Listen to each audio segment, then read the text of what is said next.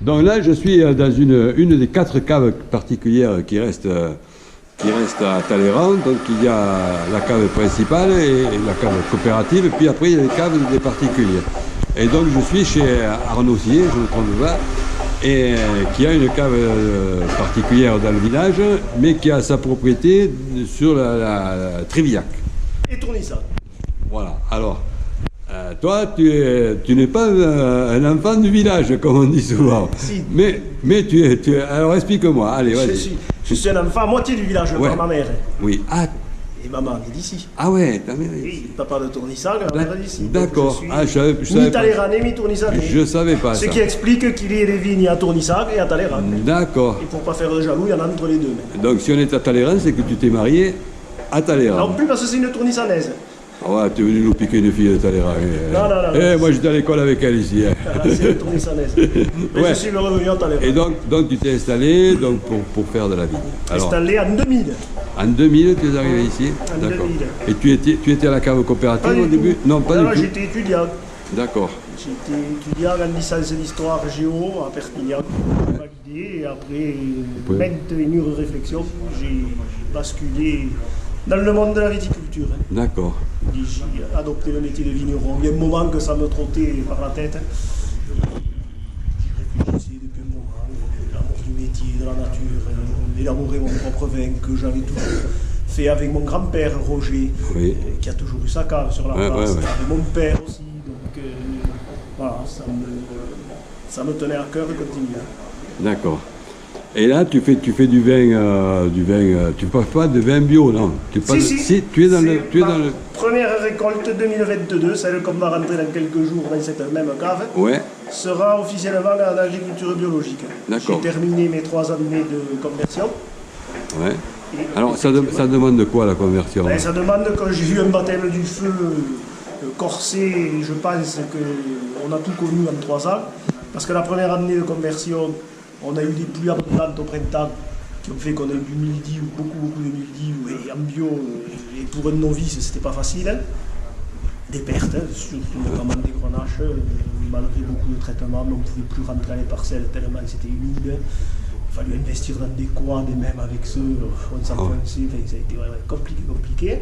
Donc ça a été la première année de conversion. La deuxième année a été beaucoup plus facile et sereine, mais malheureusement, on a eu le gel en début de printemps qui a créé des dégâts importants sur des vignes en bas-fond, surtout dans les plaines, sur Tournissac, quelques-unes ici, donc perte considérable aussi. Donc ça, c'était ma deuxième année de conversion. Et enfin, la dernière qui s'achève et qui va être pour là, et ça sera le souvenir d'une grosse sécheresse, un millésime très sec avec... Et alors, ces joies, c'est bon ou c'est pas bon? c'est bon ou c'est pas bon, on le verra dans quelques On le semaines. verra, ouais. J'ai manqué du jus parce que forcément il y a des cépages, notamment les syrahs, qui n'ont pas gonflé, qui n'ont pas profité de pluie puisqu'il n'y en a pas eu d'orage. On verra, les maturités pour le moment sont très hétérogènes d'une parcelle à une autre, et même parfois au sein même d'une parcelle. Et on verra par la suite. D'accord. Vous pouvez faire un petit peu de pluie qui est annoncée là ces jours-ci, Ouais. mais de manière homéopathique, ça ferait du bien encore à quelques cépages. D'accord. Et Mais tu travailles à la vigne tout seul, à la propriété, ou vous êtes combien? Alors il y a un papa, Ils viennent te donner un coup de main? on va dire le jeune retraité, même s'il est plus jeune retraité, qui Ouais, m'aide ouais. beaucoup. Hein. Et après je fais appel à la main-d'œuvre saisonnière D'accord. pour tailler, pour tous les travaux de printemps, le vendage, etc.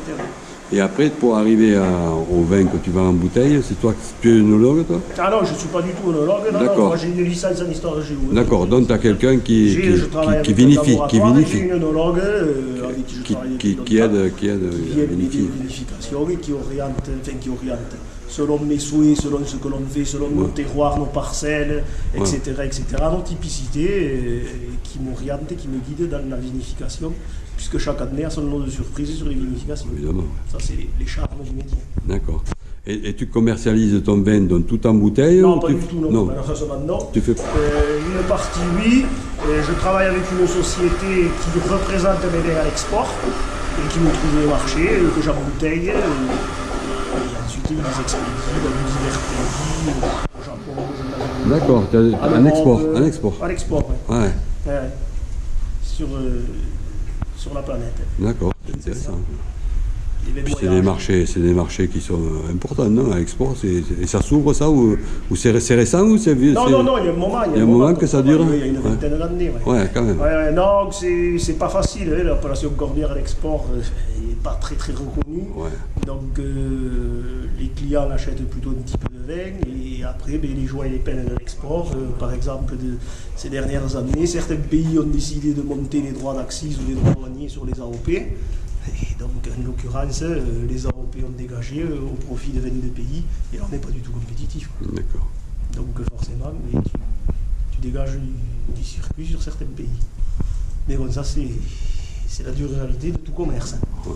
Devoir s'adapter. Ça évolue en permanence. En permanence. En permanence, c'est sûr. Voilà. Et alors, comment tu vois l'avenir de la viticulture? Parce que là, on a Talleyrand, on a une grande cave, on est quand même, c'est quand même. Enfin, moi, je découvre un petit peu, je trouve que c'est important quand même. Et Talleyrand est vraiment dynamique, effectivement. Il a une grosse cave coopérative, pas mal de jeunes qui restent ou qui se sont installés ou qui vont rester. Donc ça sera bénéfique pour la commune, des caves particulières dynamiques. Donc, on espère que cette émulation continuera dans le temps parce qu'effectivement, juste un peu plus haut sur les territoires de nos chers voisins, dans le Termenès, il y a malheureusement quasiment plus de vignes et c'est fort regrettable. Donc on espère avoir arrêté ces arrachages et ces abandons de viticulture sur les parties plus hautes et que Talleyrand pourra continuer à vivre sa viticulture. Moi, l'impression que j'ai, c'est quand même qu'il y a beaucoup de jeunes qui restent. Par rapport à notre génération où ils sont partis. Et là, il y a des gens comme toi et de cette génération-là. J'ai les cheveux grisonnants. Non, mais tu fais partie des jeunes quand même. Presque à 50 ans. Les jeunes, ils restent. Il en reste là des jeunes. Et oui, il y en a qui ont ton âge, qui ont des enfants et qui restent. Les enfants restent là, c'est le cas en ce moment de plusieurs familles talleyrandaises. C'est intéressant, ça, c'est quand même intéressant. Ouais, okay.